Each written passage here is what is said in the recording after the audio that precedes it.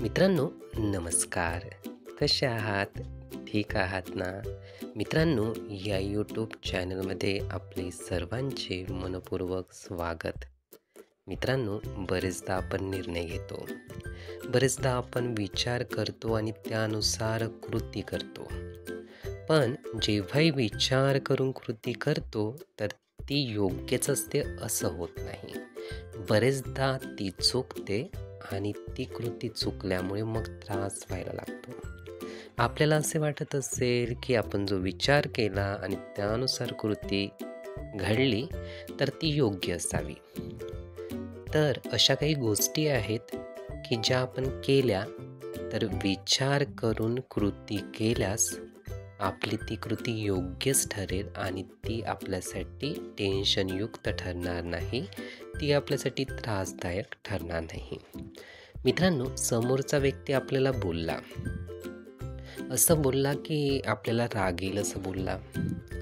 मग आपल्याला ते हर्ट होतं आणि जसे हर्ट होतं, तर आपण ताबडतोब त्याच्यावर रिॲक्शन किंवा प्रत्युत्तर त्याला देण्याचा प्रयत्न करतो. जेव्हाही आपण हर्ट होतो, तर आपल्या शरीरामध्ये काही बदल होतात.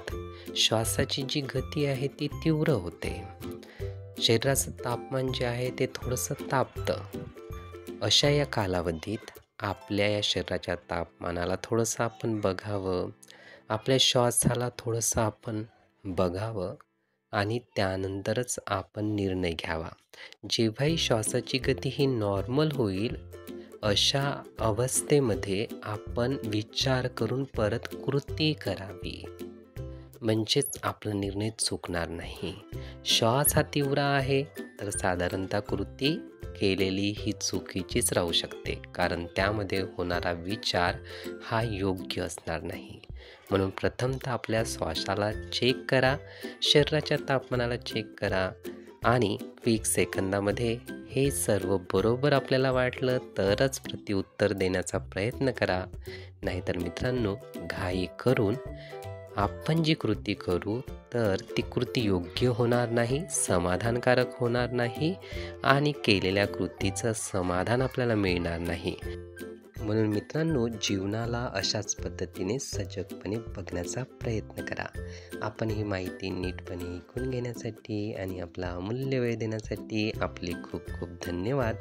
आपले जीवन खूप सुखी, सुंदर, आनंदी आणि यशस्वी होण्यासाठी आपल्याला भरभरून खूप खूप शुभेच्छा.